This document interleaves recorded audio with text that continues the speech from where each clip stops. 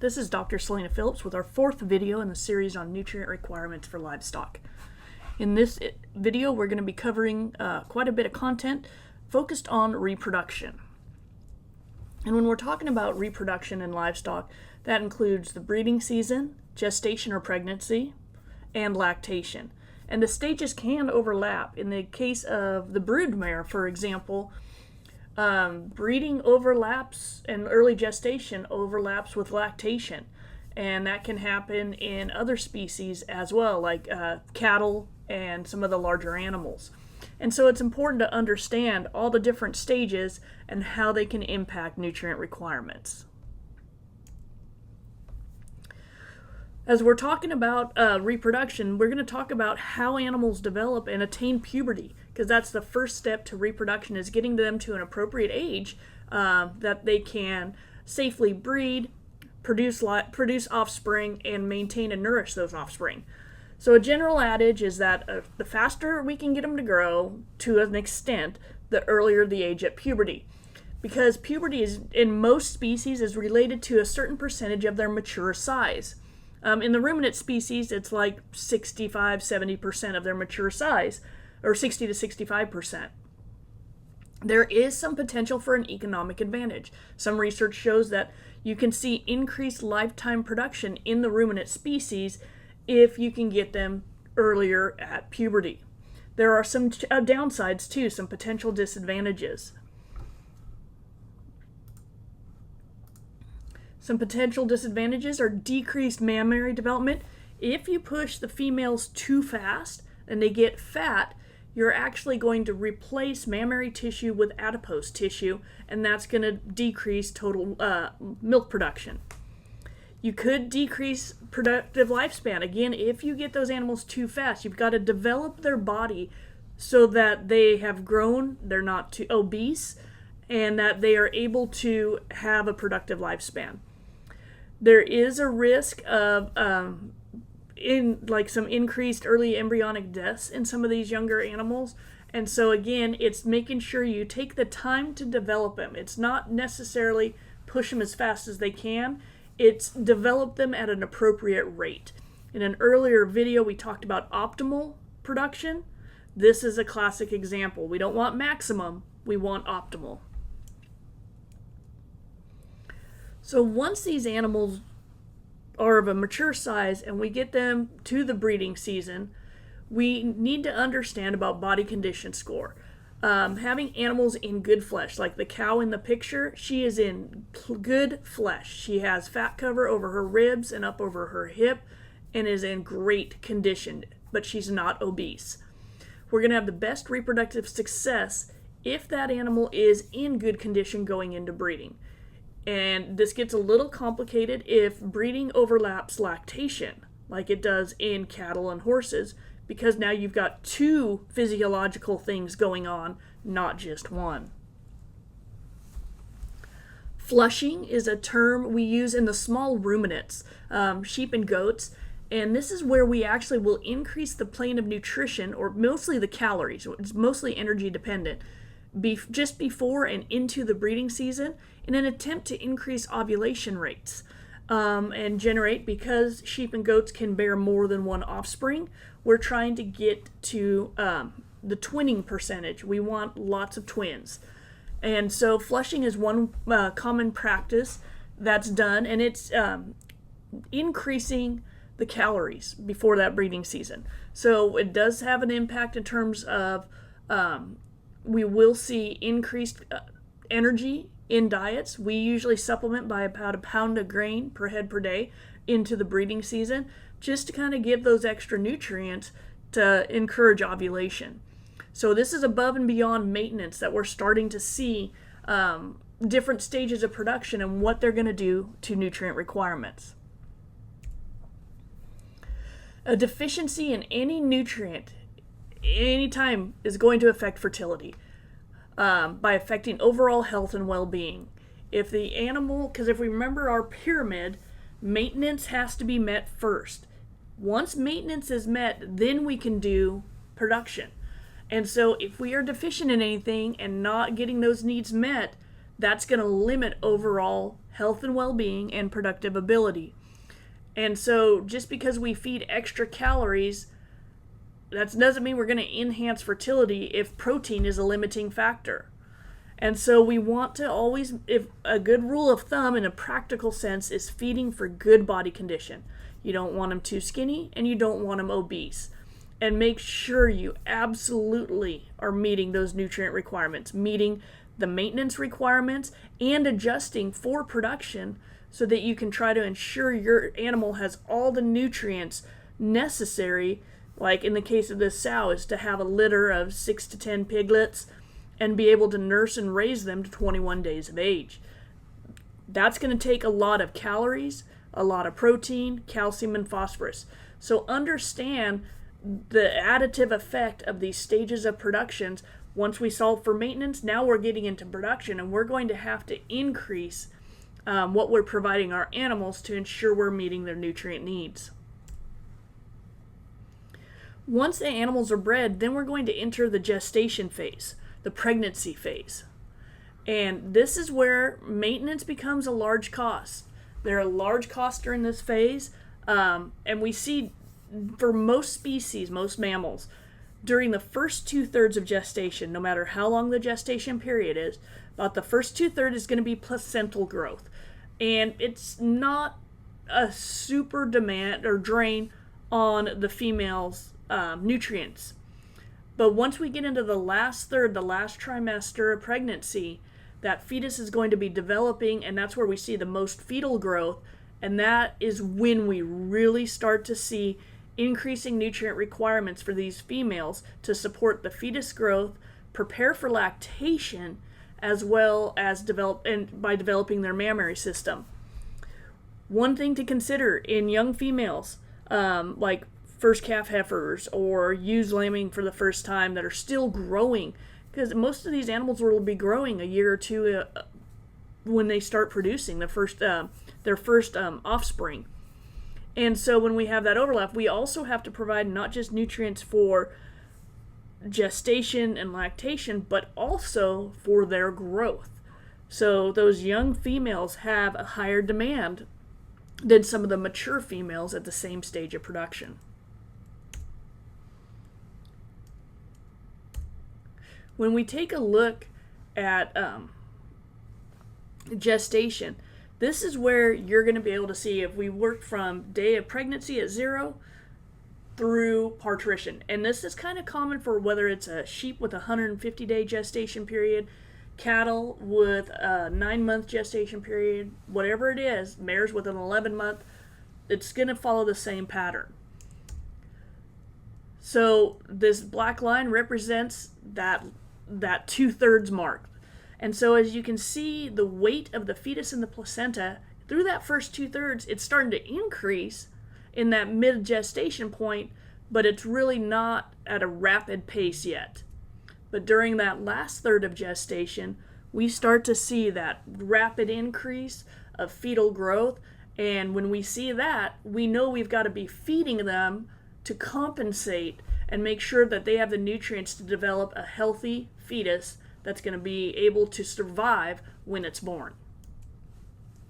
That first 2/3 is mostly placental growth. Last 1/3 is primarily fetal growth. As you can see in that graph, placental growth didn't really increase requirements very much. However, we have to be very careful. We can overfeed nutrients during that time, and if we get them too obese, that can restrict placental growth. So for most species, we kind of feed at maintenance or just slightly above during that first 2/3 of gestation. We want to just make sure they've got plenty of nutrients to maintain their body and a little bit extra. And so that's where we kind of have an allowance to kind of give us some wiggle room. But as we go into late gestation, then we start seeing that fetal growth, and their nutrient needs of that dam or the female increase dramatically. They've got to build up nutrient reserves for the fetus, plus they're building up their own nutrient reserves for preparing for lactation. And so that's when we're going to see increased nutrients needing to go into our females. If we don't feed them right during gestation, we have lots of things that can go wrong. We can result in embryonic loss, abortions, or stillbirths. And in livestock, the fetus will have priority over the dam for nutrients. So if there's limited nutrients, they're going to go to the fetus. So the dam could potentially be affected more by a deficiency of something than the fetus. The dam is going to sacrifice her own tissue to support the fetus. And so while genetics plays a big part on fetus size, nutrition will have some effect on of that as well. And so making sure you're feeding appropriately and is going to have a big effect. And make sure you're feeding for two during this time period, and understanding that nutrient needs are going to be high because you are feeding for two. And it's not the time to try to take any shortcuts or save costs. Feed in a budget-friendly manner, but know that this is a period that is a critical period, and it's a time to invest in the livestock. So when we're feeding for gestation, we want to avoid overfeeding in early gestation. It's easy to do because the requirements are just a little above maintenance. But what we want to do is also avoid underfeeding during late gestation. So we want the dam to be in excellent body condition at parturition, or lambing, calving, farrowing, without being too fat. And so it's monitoring body condition a lot during this time. As we shift into lactation, this is where we're going to see some changes. Let me pull up. Take a look at, like, when we think about energy requirements for repro, it's kind of bringing it all together as we move into lactation. What you see is the yellow bars represent maintenance, blue gestation, red lactation. And this is a standardized graphic of just megacalories per kilogram of dry matter, diet concentration. Okay, so it's not an absolute, it's a dietary concentration of calories. But you'll see that as animals enter lactation, for the most part, they will see an increase. Pigs are the only ones that are a little bit weird on energy. An increase in the energy needs as they go through these stages. Beef cattle, maintenance and gestation, not the big difference. But moving up, lactation generally has a great impact. Now, we've talked a lot about energy.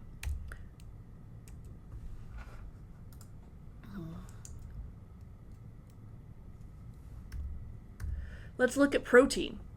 And this is where, like in swine, you'll see an increase in protein needs during lactation. If you think about it, that milk production in the horse, the dairy animals, this is where we start seeing protein having a major effect.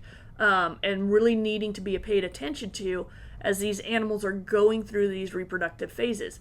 But if you think about that as that embryo is developing into a fetus to develop into a newborn animal and milk needs to be provided, that's a lot of new tissue development that's going to require quite a bit of protein.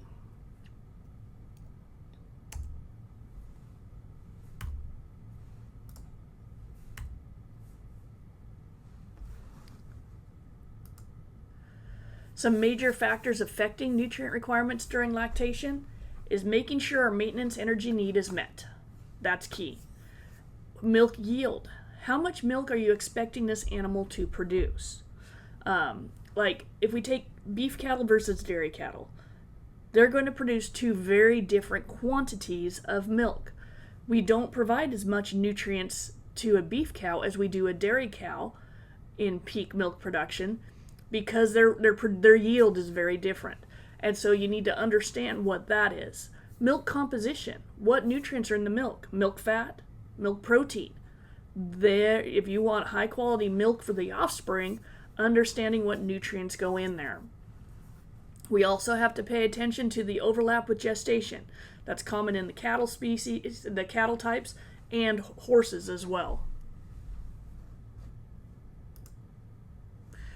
One thing to understand in all species is what's the lactation curve.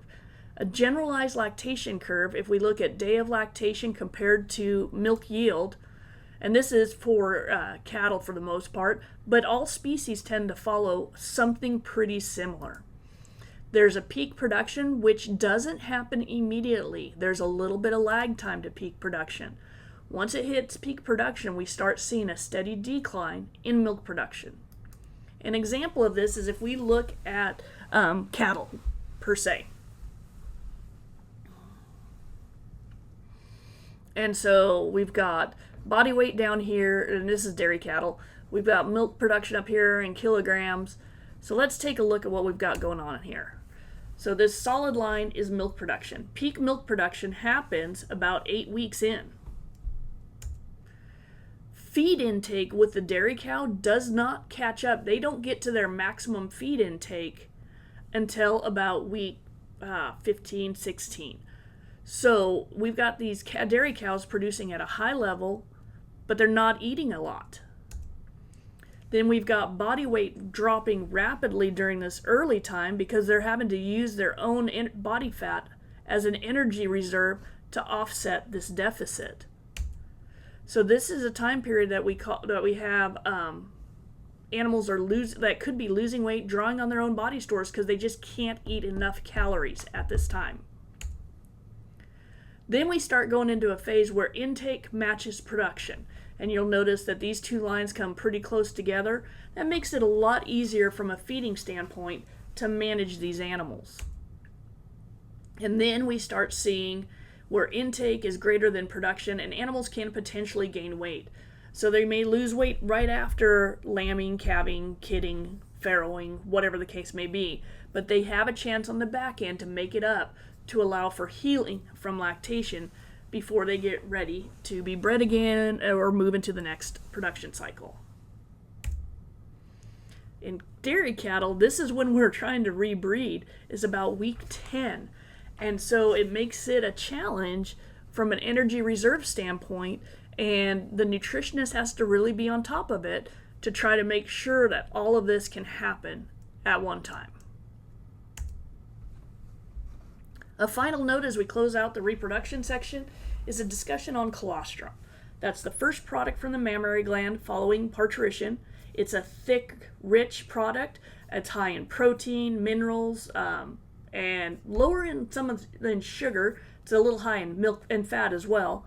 But we want to make sure, and at the sheep unit here at Chico State, I make sure we feed our ewes to develop high quality colostrum. We want to make sure that their needs are met so that this colostrum product is as the best it can be for those newborn offspring, because that's what's going to give them the best chance at survival when they're born. And so it's sometimes an after effect in some species, but paying attention to colostrum development through nutrition and the health management program is very important for success, especially in the small ruminants. That wraps up the reproduction section. The next section will be discussing growth.